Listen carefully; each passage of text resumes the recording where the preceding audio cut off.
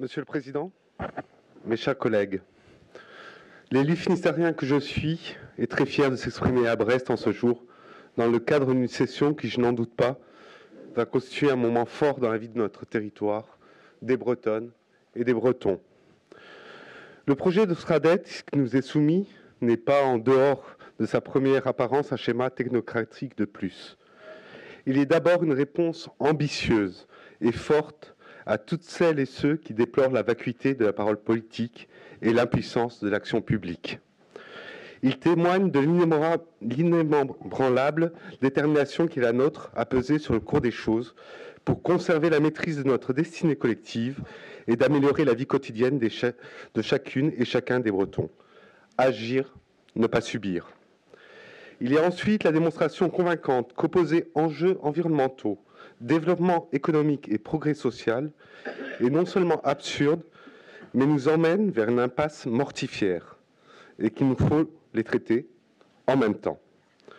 Ce débat sur le volet climat-énergie permet d'en apporter la preuve.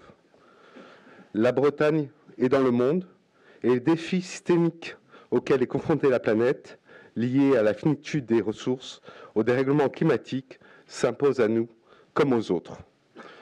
Nous devons prendre toute notre part dans ce combat dont l'objet n'est rien d'autre que la survie de l'humanité. D'où les objectifs très ambitieux que nous nous fixons à l'échelle de notre territoire. Ils doivent notamment se traduire à l'horizon 2040 par une réduction d'au moins 50% de nos émissions globales de gaz à effet de serre et de 34% dans le secteur agricole. Une diminution de l'ordre de 39% de notre consommation énergétique. Il faut bien être conscient du caractère extrêmement volontariste des objectifs ainsi affichés. Certes, la part de nos émissions de gaz à effet de serre et de notre consommation d'énergie est conforme au poids démographique qui est le nôtre dans l'ensemble français, autour de 5%. Il n'en demeure pas moins. Par rapport au but à atteindre, nous devons justement tenir compte de certaines singularités propres à la Bretagne. Je pense à son caractère périphérique qui induit une part modale de transport routier, de marchandises ou individuelle particulièrement élevée. Je pense aussi à l'importance de l'économie agricole, qui représente aujourd'hui près de 50% du total de nos émissions de gaz à effet de serre.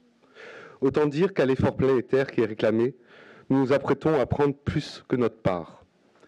Nous allons le faire, animés par la conviction que cette contrainte qui s'impose à nous, que nous nous imposons à nous-mêmes, peut constituer pour la Bretagne une fantastique opportunité. Une opportunité de devenir enfin autonome sur le plan énergétique, alors qu'à ce stade, notre région importe encore 84% de l'électricité dont elle a besoin. Par l'effort de réduction de notre consommation énergétique que j'évoquais à l'instant, mais aussi par une multiplication par 7 de notre production d'énergie renouvelable. Une opportunité ensuite d'adapter notre appareil productif aux grands défis du futur, afin de le rendre encore plus performant. Par un investissement massif dans le domaine des énergies renouvelables, des réseaux intelligents, de la rénovation énergétique des bâtiments. Une opportunité enfin de réduire sensiblement les inégalités sociales et d'améliorer la santé des populations. On sait combien aujourd'hui l'accès à l'énergie peut être une source réelle d'injustice. Les ménages les plus précaires sont aussi les plus mal logés. Et pourtant, ceux qui consacrent la part la plus importante de leur budget à se chauffer et à s'éclairer. Je me réjouis que de la prise en compte spécifique de cet enjeu si essentiel dans notre projet de Stradet. La solidarité et la lutte contre les inégalités environnementales, sociales et territoriales sont au cœur de notre action. On ne peut que souscrire à l'objectif volontariste de 45 000 logements rénovés par an, ainsi que la priorité donnée au parc social et au logement des ménages modestes. De même, la volonté de conférer au plan climat, air et énergie territoriaux et documents d'urbanisme une mission de lutte contre l'habitat indigne sur leur territoire est particulièrement bienvenue.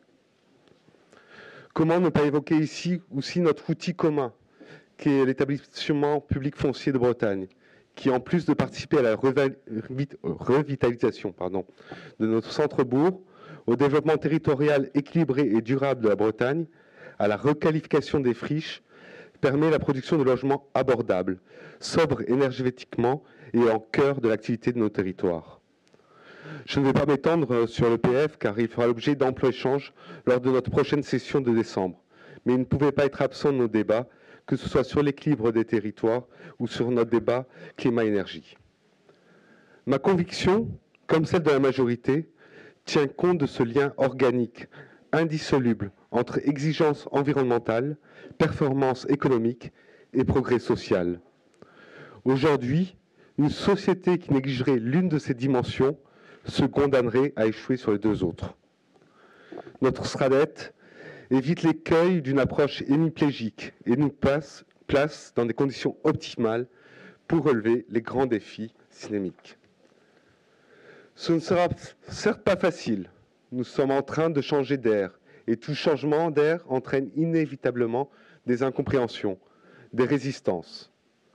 Notre majorité n'est pas celle qui cède à la facilité, qui remet à demain ce que l'on peut faire aujourd'hui, car attendre, laisser faire le cours des choses, on le sait, c'est augmenter la facture et les efforts pour les générations futures et les plus fragiles, qui en subiront doublement les conséquences. La voie est désormais tracée. Elle a été bien balisée et toutes et tous ici, nous voyons qu'elle seule peut nous mener à bon port. Je vous remercie de votre attention.